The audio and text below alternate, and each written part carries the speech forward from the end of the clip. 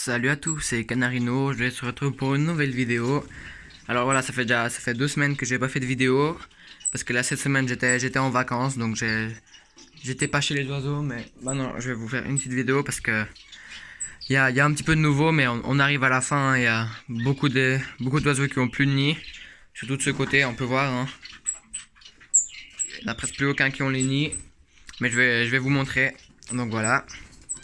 On va commencer de ce côté. Ici, chez les ammonites tête rouge, il n'y a plus le nid. Fin de repro. Pour l'instant, je laisse là. Voilà, parce que ce que je vais faire après, c'est que je vais séparer les mâles et les femelles ensemble pendant la période de repos. Mais j'attends juste que justement ici ce soit bon, parce que là ils ont encore des œufs et que ici ils aient fini de sevrer les petits chez les padas. Donc voilà, le couple reste là pour l'instant. Ensuite ici chez chez ce couple de moineaux du Japon. Là, je vais le faire sortir. Il y a, ah bah voilà, regardez. Il y avait un bébé Ruficoda tout à l'heure. Et là, on a une naissance en direct. Voilà, un petit qui est en train d'éclore. Il y a 10 minutes, il n'était pas encore en train d'éclore, parce que je suis rentré il y a une demi-heure. Voilà, donc voilà, la naissance en direct, on va dire. Bon, on va laisser faire. Voilà, mais du coup, là, il y a deux petits Ruficoda. Et normalement, il devrait encore en avoir. Bah, les trois autres devraient encore éclore. Mais on verra ça. Voilà. Je vais encore bien vous montrer là le petit qui est en train d'éclore. Parce que c'est pas tout le temps qu'on peut voir les naissances, hein. C'est pas tout le temps. Donc voilà. Ensuite ici, si vous montez, voilà. Le couple là, aussi c'est fini, j'ai enlevé le nid.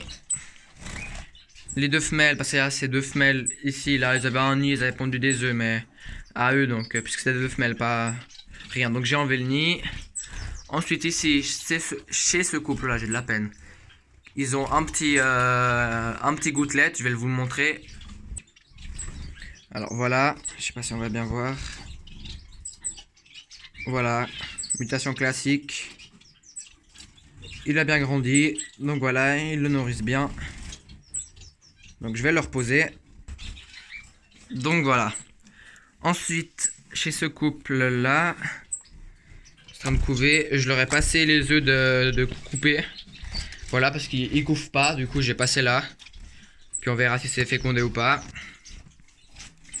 Ici, le couple, ils avaient les œufs de gouttelette. Bah voilà, ils ont éclos, ils ont grandi pendant que j'étais pas là. Il y en a 4 si je me trompe pas. Là, il y en a un là, voilà. Ouais, il y en a 4. Donc voilà, là aussi, ils sont bien nourris, tout ça. Je vais essayer de les baguer après, voir si c'est pas trop tard, parce que pour moi, ils sont déjà un peu grands. Mais j'essayerai après. Donc voilà. Ensuite, juste que je prenne mon petit escabeau pour monter. Ce couple-là, ils avaient les œufs d'amandes tête rouge, mais pas fécondés. Du coup, ce que j'ai fait, c'est que j'aurais passé les deux derniers œufs de bicheno, qui étaient justement dans le nid des bicheno, parce que en fait, quand je suis rentré, bah deux petits, mais par terre, morts. Ils me les ont virés du nid, donc je sais pas ce qu'ils ont fait. Du coup, bah j'ai enlevé les œufs, puis j'ai passé les deux œufs ici chez les moineaux.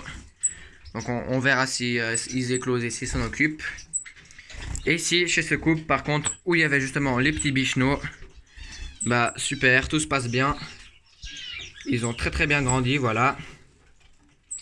Et je pense qu'il y en aura un qui sera plus clair. Là, on voit celui qui est là. Voilà. Donc les parents s'en occupent super bien. Ils grandissent bien, je suis très content. Donc voilà, j'ai pas pu les baguer malheureusement. Parce que quand je suis parti, ils étaient trop petits. Maintenant, ils sont trop grands. Mais c'est pas grave, c'est pas ce qui compte. Donc voilà. Ensuite, ici en bas, chez les bavettes, ils avaient les deux jeunes qui étaient en cours de sevrage. Je les ai enlevés. Et là, ils avaient 6 œufs. Il y en avait seulement 3 qui étaient fécondés. Du coup, voilà, je les ai laissés là. Les deux petits qui sont sevrés, ils sont passés de ce côté dans la cage des autres. Voilà, on voit il y en a un en haut, puis un autre en bas, puis un troisième qui était déjà là avant. Ensuite là, j'ai enlevé le nid chez les longues queues parce qu'ils font rien, enfin ils faisaient rien. Du coup voilà. Ici chez les Kitlits, voilà, on les voit là. Aussi j'ai enlevé le nid. Voilà, ils refaisaient pas d'œufs. Puis puisque c'est terminé, j'ai enlevé. Voilà.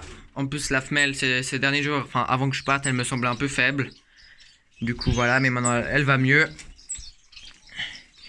Ici chez les padas, c'est doucement, pas qu'ils se flippent tous. Voilà, ils sont tous sortis du nid. Voilà. On voit qu'ils sont classiques. On en a un derrière qui est blanc et gris au fond. Après les parents, tout ça. Donc voilà, ils ont bien grandi. Les parents se sont super bien occupés. Donc là aussi c'est super. J'attends juste que les petits soient sevrés. Et pour que je puisse enlever le nid. Donc voilà. Ici chez les coucoupés, bah j'ai enlevé le nid. Voilà. Ils sont là-bas derrière, on voit la femelle, on voit juste pas le mâle. Il est juste caché là-bas derrière. Voilà. Ici chez les petits chanteurs de Cuba, j'ai aussi enlevé le nid. Parce qu'ils faisaient rien, voilà.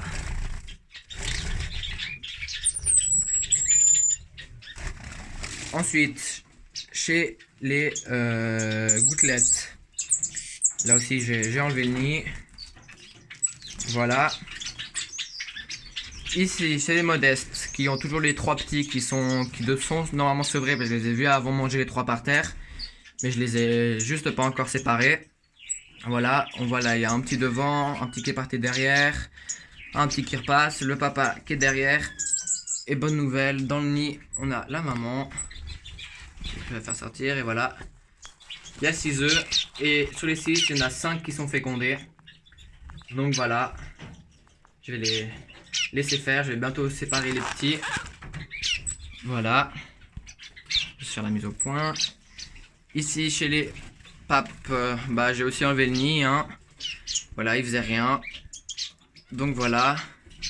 Et en haut, juste que je prenne de nouveau l'escabeau. Chez les ruficoda et les bichenots, j'ai séparé, enfin j'ai enlevé la séparaison. J'ai enlevé les nids, comme ça, ils ont la grande cage là. On a le couple de rufis. Voilà. Et le couple de bichenots qui est là-bas derrière. Voilà. Donc justement après là, bon, les deux, le mâle et les femelles sont ensemble. Mais j'attends juste justement que je puisse un peu séparer parce que les gouttelettes, tout ça, j'ai pas envie de les mettre ensemble. Je sais qu'ils sont assez agressifs. Donc j'ai pas envie de trop tester et qu'il y ait des soucis. Les petits chanteurs de Cuba pareil. Du coup j'essaie de réfléchir comment faire pour séparer tout ça aussi. Et après aussi les padas, puisque je vais pas les mettre avec les chanteurs de Cuba ou comme ça, parce qu'ils sont grands. Donc je suis en train de réfléchir. J'attends vraiment que tout le monde ait fini tout ça pour pouvoir faire un peu les modifications. C'est juste là un peu les modestes qui m'embêtent un peu parce que pour la place, mais sinon c'est pas plus grave que ça. Aussi là les bavettes que j'attends qu'ils aient fini, comme ça je pourrais séparer les mâles et les femelles ensemble. Après bon là les moineaux je les laisse faire. Du coup voilà, c'est un peu les nouvelles d'aujourd'hui. Je vais juste encore vous montrer après là tous les jeunes, pas jeunes que j'ai. Voilà les goulds, les coucoupés, un petit moineau et un pape. Voilà, ils sont tous en bas. Et un modeste. Donc voilà. Donc comme je disais, voilà, c'est les petites nouvelles depuis ces 2 semaines. On arrive vraiment à la fin de l'élevage là. D'ici quelques semaines, ce sera terminé. Donc voilà. J'espère que la vidéo elle vous aura plu. Comme d'habitude, n'hésitez pas, si vous avez des questions comme ça, à me les poser. Ça me fait toujours plaisir de répondre à vos commentaires. Donc voilà, et dites-moi aussi après si vous avez peut-être quelques idées de vidéos que je peux faire pendant la pause, on va dire. Pas que je fasse pas de vidéo pendant 2-3 mois. Si vous voulez que je fasse quand même un suivi des oiseaux, même s'ils sont pas en reproduction, ou quelques autres idées, on va dire. Donc voilà. Donc je vous dis à la prochaine. Et puis bye bye.